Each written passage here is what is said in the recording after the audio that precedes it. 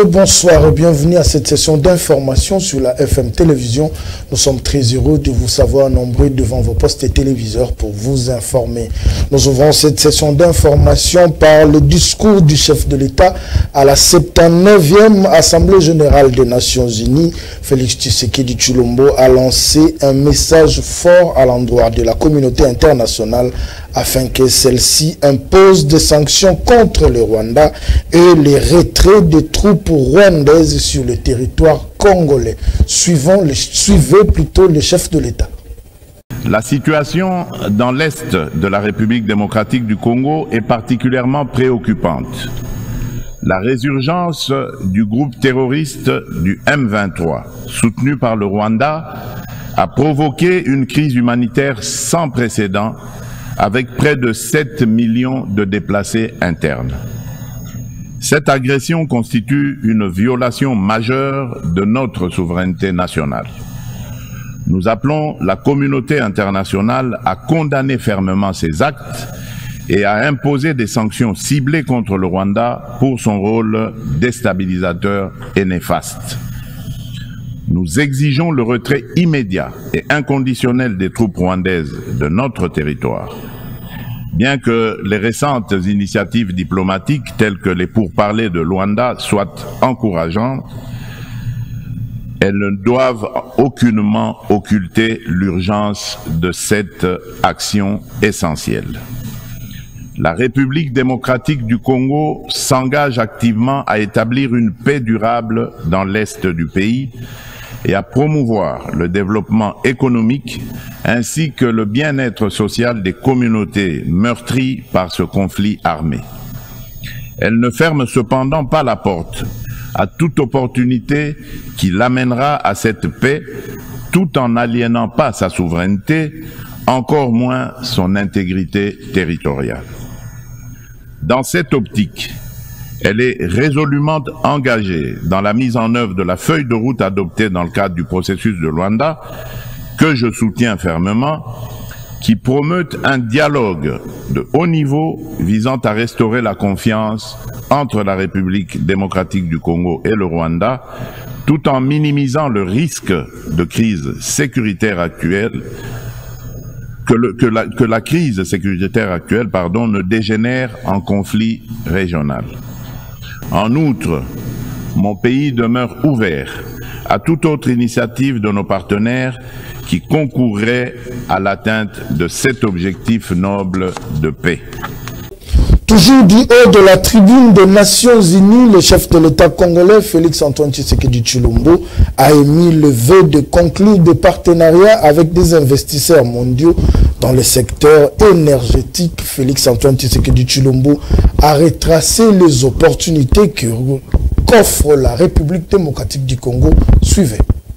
La République démocratique du Congo aspire à attirer des investissements pour développer la connectivité en Afrique et appeler à la coopération des partenaires multilatéraux et des opérateurs de télécommunications avec à la clé un transfert de connaissances.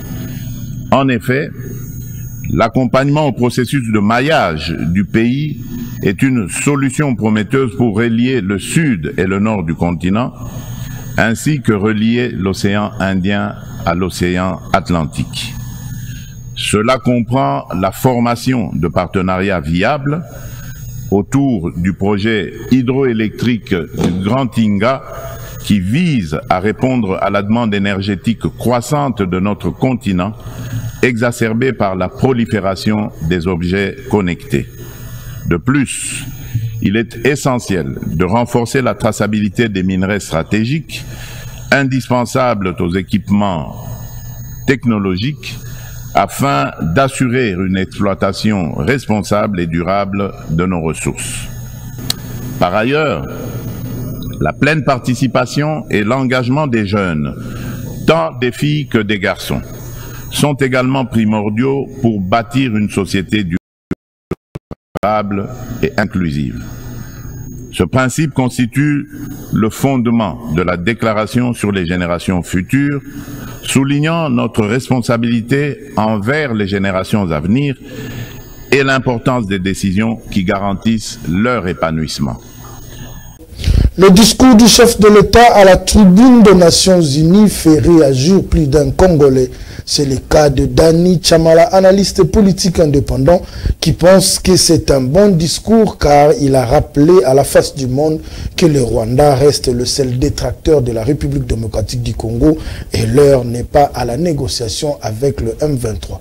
On écoute Dani Chamala. Pour ceux qui pensent que c'est du déjà entendu, je pense qu'ils ont tort parce que le président de la République est en train d'insister sur certains faits. Lorsque nous parlons aujourd'hui, je trouve qu'il n'y a pas une solution adéquate par rapport à ce que nous avons parlé. Je peux encore reprendre ça demain pour que les choses puissent avancer. Le président de la République est en train d'insister sur la situation qui persiste à l'est de la République démocratique du Congo. Et dans tout ce qu'il est en train de dire, je crois, le point sur lequel il a insisté, c'est que il n'y aura pas de dialogue avec des groupes armés qui, au fait, en réalité, sont des superlatifs du Rwanda. Donc là, je crois qu'il a totalement raison. Et en plus de cela, il n'a pas dit que nous allons dormir. Il a démontré effectivement que la République démocratique du Congo va se défendre à toute éventualité pour ne pas se laisser emporter par le vent de l'ouragan.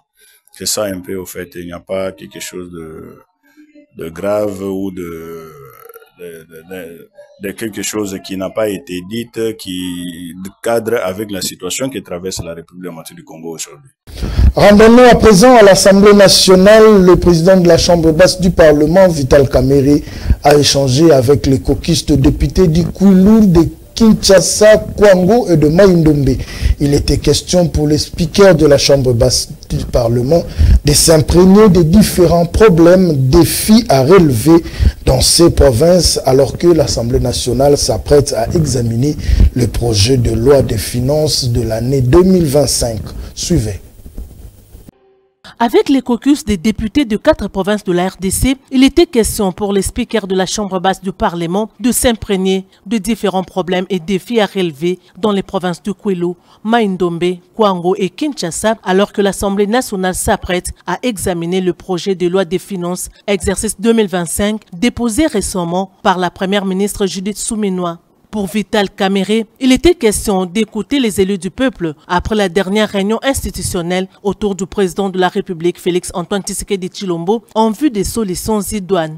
Concernant les provinces issues du démembrement du Grand Bandundu, il a été noté que des problèmes sont presque identiques. Les élus sont largement revenus sur l'insécurité causée notamment par les phénomènes Mobondo et les conflits Tekeyaka, l'absence de l'autorité de l'État dans plusieurs localités, l'insuffisance des effectifs policiers et militaires pour assurer la sécurité des citoyens et de leurs biens, la carence des magistrats, les mauvaises conditions de détention dans les maisons carcérales, l'absence des infrastructures modernes dans les routes, les mauvaises conditions de vie de la population. Pour la province de Kwilu, le président du caucus, le député national Gary Sakata, a évoqué la question de la réorganisation des nouvelles élections législatives dans les territoires de Massi-Manimba. D'après lui, cette question bloque les développements de la province. Conséquence, les élections du gouverneur et vice-gouverneur, des sénateurs et du bureau de l'Assemblée provinciale se font toujours attendre. À ce sujet, le professeur Vital Kamerhe a déclaré avoir reçu les assurances du président de la Commission électorale nationale indépendante, Denis Kadima, avec qui il a échangé peu avant la rencontre avec les élus. À en croire le numéro 1 de la CENI, il n'y a plus d'obstacle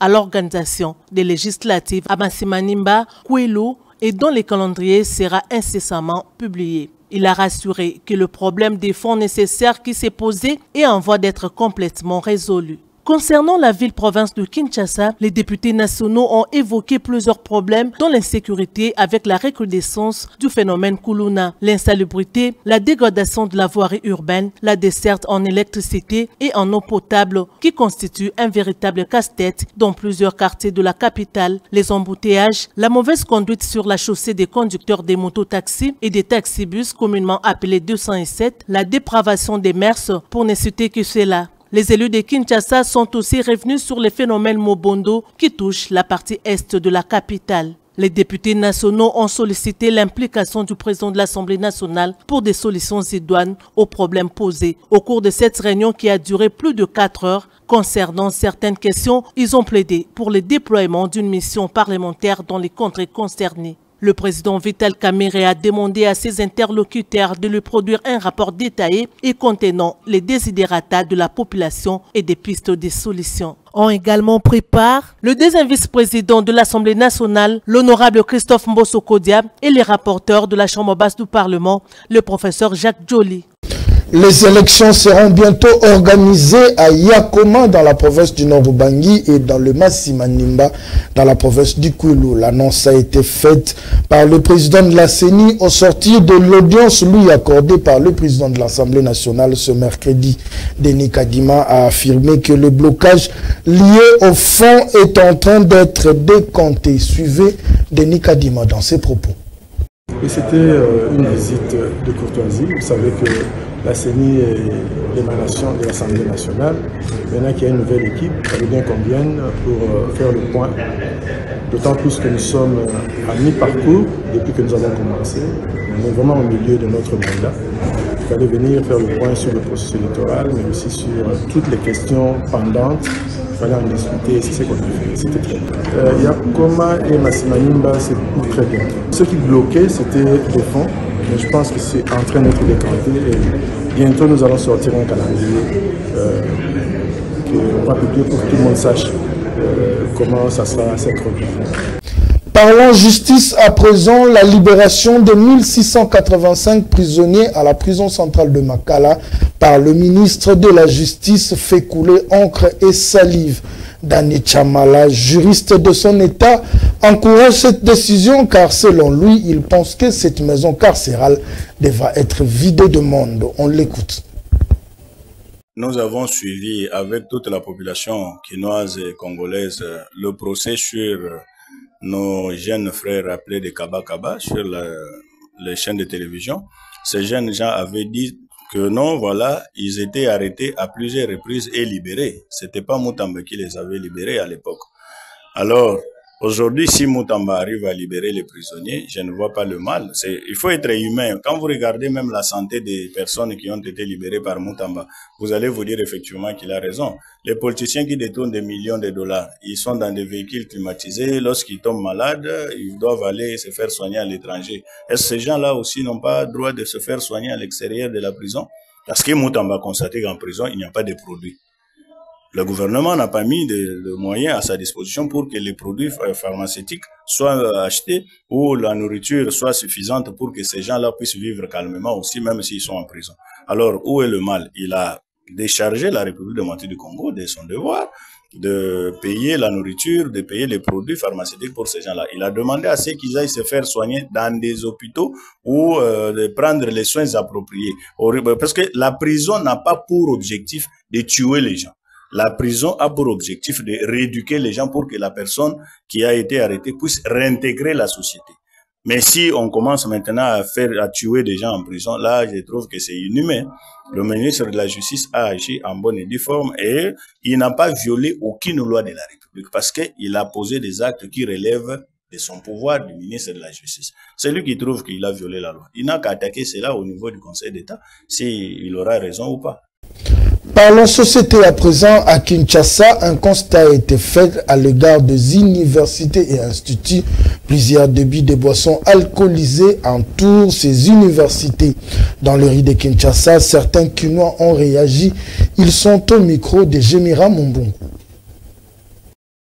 Étant un milieu éducatif et instructif, l'université reste le seul lieu où toute personne vient acquérir de l'intelligence. À ce jour, plusieurs universités dans la ville de Kinshasa sont entourées de terrasses, bistrots et autres débits de boissons alcoolisées. Cela fait en sorte que plusieurs étudiants ne sont plus concentrés au cours, mais par contre se livrent à la consommation de l'alcool. Ces comportements inquiètent plusieurs parents rencontrés dans le riz de Kinshasa.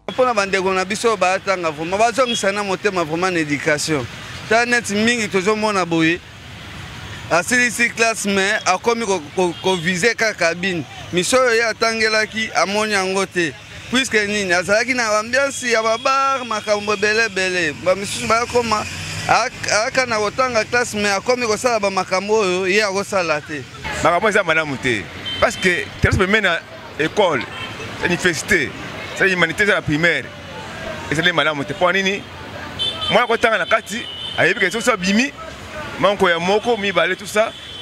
Bwana ko va voyou, ko ba yanki. Tu vas na 6e primaire, 6e humanité, toi tu vas professionnaliste, toi 5e humanité. C'est quoi le mozalini? Gouvernement a laissé aller. C'est comme si au tête de l'État salini, ils ont sous-souté. Est-ce que le ministre a dit que Azali? C'est comme ça. On va changer pour la nini, bana biso, bina biso luminde bango, vina luminde bango. Batanga malamu, pendre di bosso. Ministre a dit que Kambuté la Makamboyo, André Kambo très bien. Pour les biso, les parents, pour les biso, les vrais Congolais, mais bana biso, batanga, Makamboya, Makele, tu pas dans la musique pour la musique, c'est la musique. Peine à bailler le mot déterminé. Au moins un mot sur peut-être pour Nanga. Plus tard, 18h, on va tester na bango. Mais pour un niveau école, batika. Ce que batika c'est que vient aussi à la lobby et baby. Nous interpellons les responsables des universités et instituts de faire la différence entre le milieu festif et récréatif et le milieu éducationnel, car l'éducation congolaise est en jeu. Au même titre, nous interpellons les étudiants qui se plongent à la consommation d'alcool dans le milieu estudiantine. À l'État congolais de prendre à bras le corps cette situation, car les milieux universitaires ne peuvent être entourés de débits de boissons. Parlons sport à présent. 25 léopards vont composer le groupe qui affrontera en double explication la sélection tanzanienne dans le cadre de la 3e et 4e journée des éliminatoires CAN 2025. Parmi les retours, on note celui de Silence Katompa. Lionel Ngolo nous fait le point. Dans cette liste composée de joueurs expérimentés ainsi que de joueurs prometteurs, on retrouve des figures emblématiques du football congolais, je cite, Chancel Bemba et Gaël Kakuta s'affichent parmi les noms les plus connus. Ils seront accompagnés de Mecha Kelia, Samuel Mutusami, Arcel Toazebe et Arthur Maswaku, les autres habitués de la sélection. Les retours de Silence Katopa et William Balukisha, absents lors de précédentes campagnes en raison de diverses raisons, représentent valablement un atout précieux pour les sélectionneurs nationaux Sébastien Desabres, je citais. Leur expérience pourrait faire la différence dans des moments importants lors des prochaines rencontres. Malheureusement, tous les joueurs ne sont pas au rendez-vous. Yuan Wissa et Mukao, par exemple, ne figurent pas sur la liste en raison des blessures qui les rendront indisponibles pour le match à venir avec la sélection congolaise. Les Léopards, actuellement en quête de performance, vont recevoir les Taïfa Stars le jeudi 10 octobre au stade des Martyrs de la Pentecôte dans un match et qui rêve un enjeu vital pour le parcours des Congolais. 5 jours plus tard, ils se déplaceront au stade Benjamin Kappa de Dar es Salaam pour la revanche, une rencontre qui pourrait s'avérer déterminante pour l'avenir de la République démocratique du Congo dans ses éliminatoires de la prochaine Coupe d'Afrique des Nations 2025. Pour rappel, lors des matchs précédents, la ligne de miel du football congolais a été marquée par des hauts et l'espoir d'une qualification pour la prochaine Coupe d'Afrique des Nations 2025 reste vif.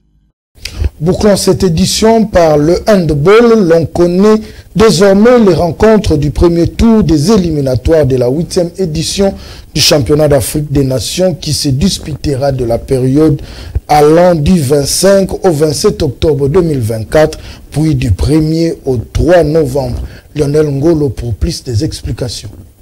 C'est officiel, la phase finale du championnat d'Afrique des Nations 2024 se déroulera du 1er au 28 février 2025 dans 3 pays organisateurs, je cite, le Kenya, l'Ouganda et la Tanzanie.